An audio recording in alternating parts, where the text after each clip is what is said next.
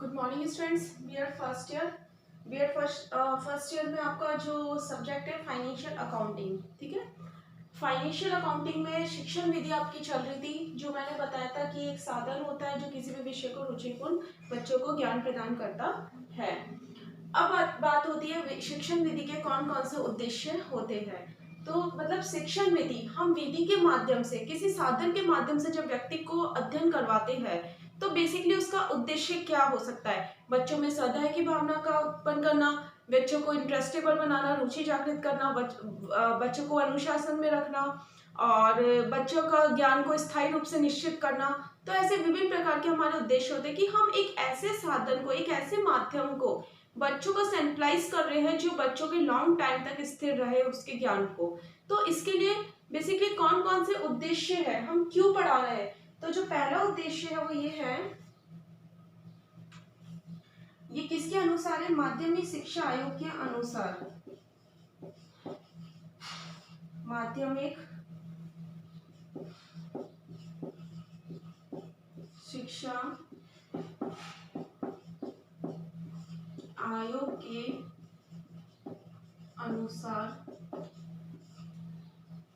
शिक्षण विधि के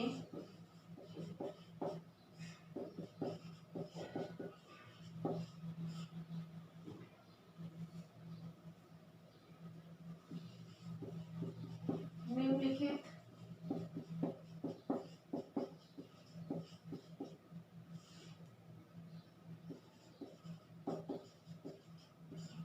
उद्देश्य है। नंबर 1, कार्य की आदत के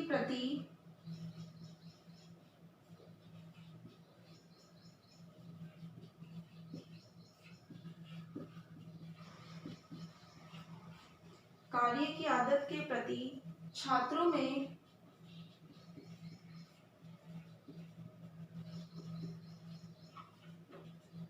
वांछनीय मूल्यों एवं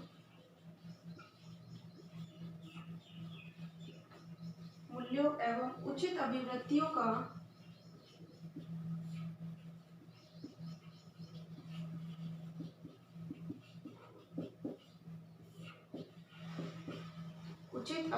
का विकास करना।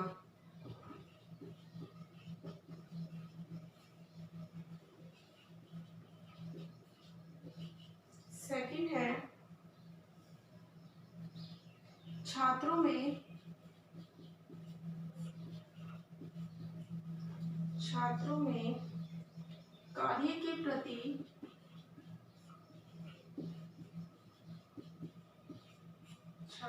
कार्य के प्रति ईमानदारी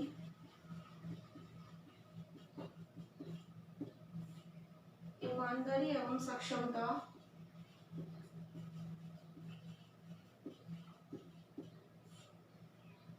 उत्पन्न करना।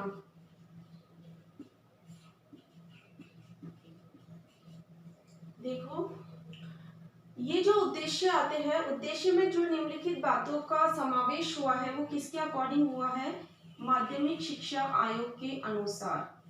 ठीक है, माध्यमिक शिक्षा आयोग के अनुसार नंबर 1 पे आता है कि कार्य की आदत के प्रति छात्रों में वांछनीय मूल्यों और उचित अभिवृत्तियों का विकास करना है। मतलब विभिन्न प्रकार के जो नैतिक मूल्य होते हैं, जो समावेशित मूल्य होते हैं, जो धार्मिक मूल्य होते हैं, उन सभी के साथ साथ उनके जो एटीट्यूड है, उनका जो अभिवृत्ति है, उसका विकास करना। किसके साथ साथ? कार्य के साथ साथ। मतलब जब हम किसी भी नॉलेज को प्रैक्टिकली देखें, तो अगर हम किसी भी सामग्री के माध्यम से बच्चों को पढ़ाते हैं, कोई अच्छी विधि के माध्यम से, तो बच्चों में क्या होता है, एक तरह से उनका जो एप्टीट्यूड लेवल होता है, जो एक तरह से हम ये कह सकते हैं कि उनकी जो अभिव्यक्ति क्षमता होती है, और उनके अंदर हम विभिन्न प्रकार के क्या कर सकते हैं? वांछनीय मूल्य, विभिन्न प्रकार के मूल्यों का समावेश कर सकते हैं, उसमें विकास कर सकते हैं। बच्चों को हम जिस तरह समझाएंगे, बच्चे उसी तरह से उस चीज को समझेंगे, तो उनके अंदर व्यवहार में क्या होगा? परिवर्तन होगा। फिर नेक्स्ट है, छात्रों में कार्य के प्रति ईमानदारी और सक्षमता उत्पन्न करना। मतलब एक, जैसे बच्चा व्यापार करने जा रहा है, ठीक है, व्यापार करता है, तो उसको इस तरह की शिक्षा दी जाती है। विधि का ये उद्देश्य होता है कि हम उसे इस तरह स्टेप बाय स्टेप कंटेंट को क्लियर करते जाए कि बच्चा जब अपने एक खुद का व्यवसाय का चयन करे, खुद व्यवसाय करे, खुद बिजनेस करे, तो एक ईमानदारी के साथ उस व्यवसाय में और पूरी सक्षमता के साथ उस चीज को क्या करे, उत्पन्न करे। फिर नेक्स्ट आता है इसके अंदर थर्ड नंबर,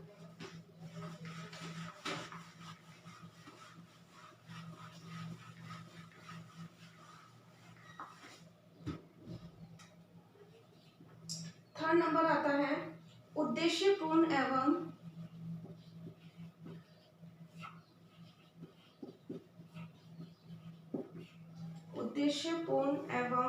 वास्तविक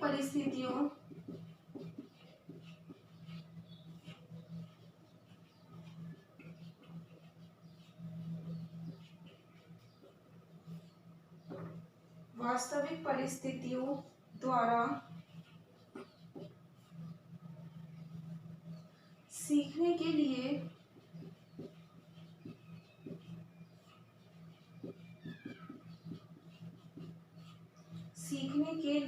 प्रेरित करना,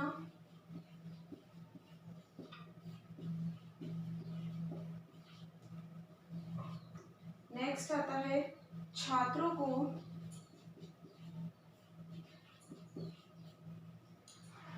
अर्जित ज्ञान का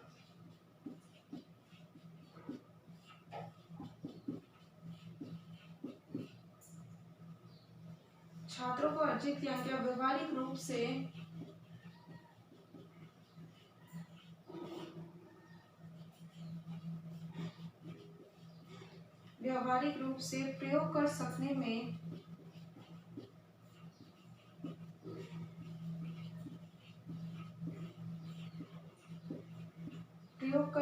में सक्षम बनाने का प्रयास करना।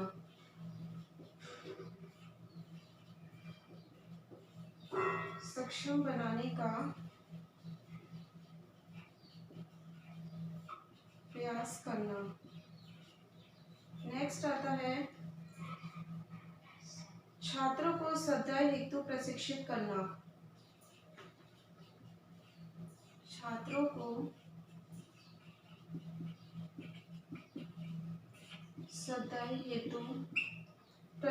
करना।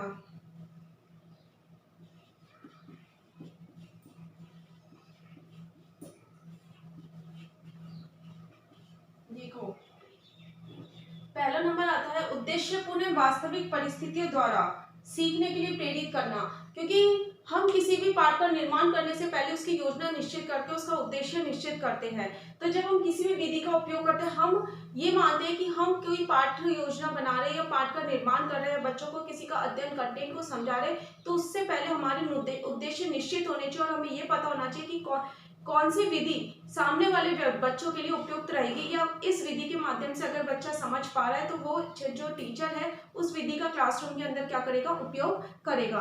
तो यही माना जाता है कि बच्चों को उद्देश्यपूर्ण और वास्तविक परिस्थितियों द्वारा सीखने के लिए क्या किया जाता है, प्रेरित किया जाता है।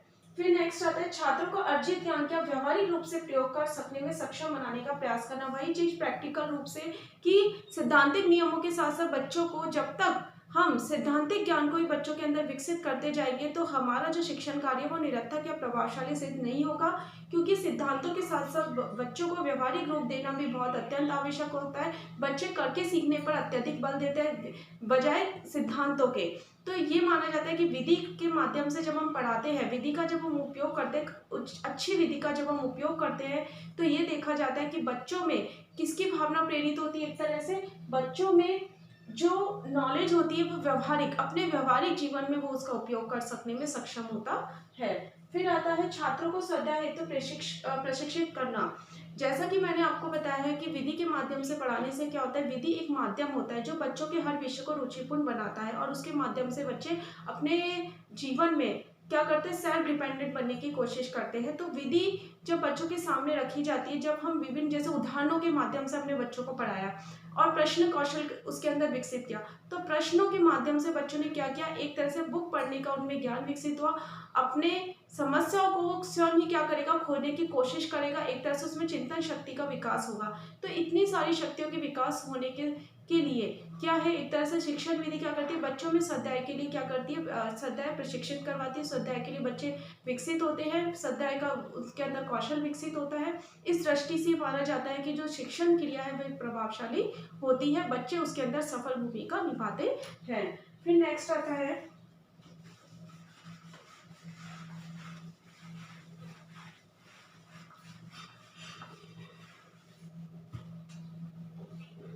6th नंबर,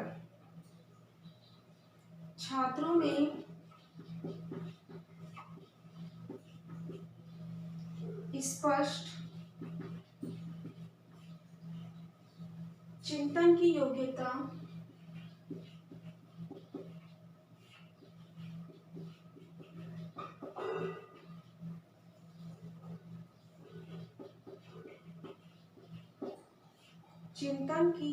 तथा स्पष्ट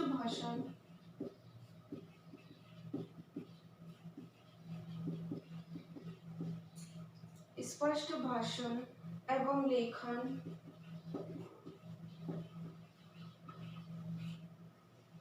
अभिव्यक्ति का विकास करना।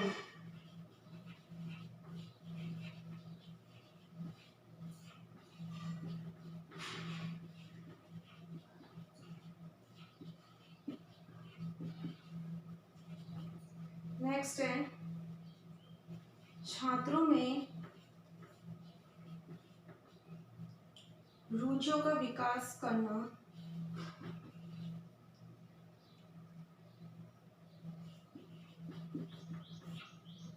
रुचियों का विकास कर छात्रों में रुचियों का विकास कर रचनात्मक शक्ति को विकसित करना।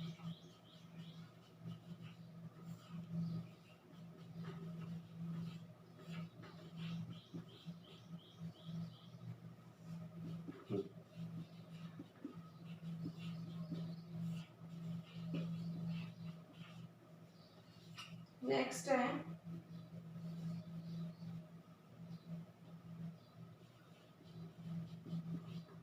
छात्रों में सकारात्मक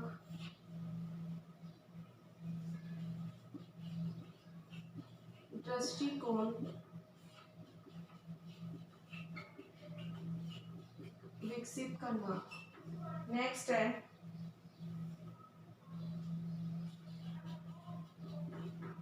छात्रों में सद्नागरिकता का गुण, छात्रों में सद्नागरिकता का गुण विकसित करना। और लास्ट है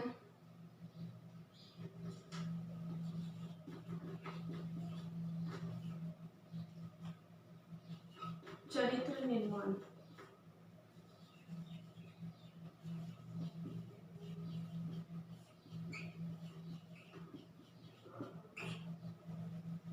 छात्रों में स्पष्ट चिंतन की योग्यता तथा स्पष्ट भाषण लेखन अभिव्यक्ति का विकास करना। मतलब अगर उनके अंदर स्वाध्याय की भावना है तो वो इस स्तर पे अपनी समस्या को स्वयं ही खोलने की कोशिश करेंगे, तो उनके अंदर किसकी भावना का विकास होगा, चिंतन योग्यता के साथ साथ स्पष्ट रूप में भाषण और लेखन के अभिव्यक्ति का भी उनके अंदर विकास होगा।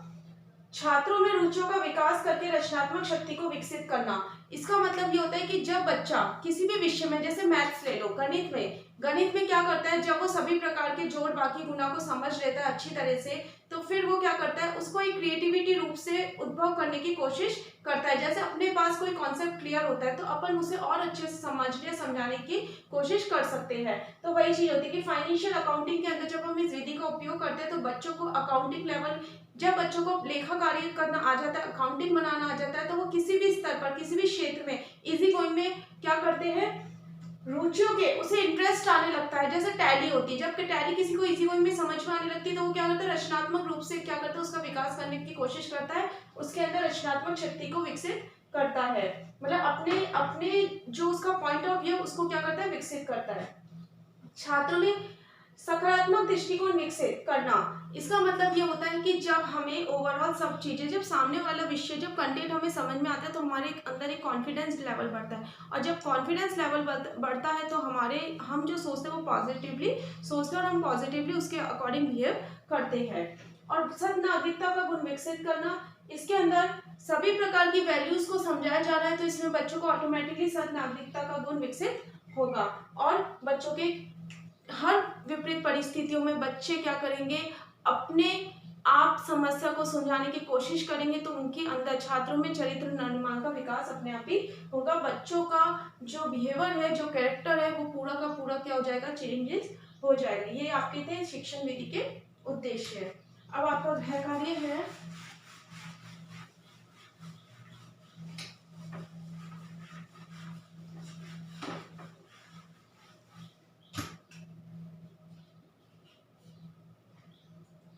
शिक्षण विधि के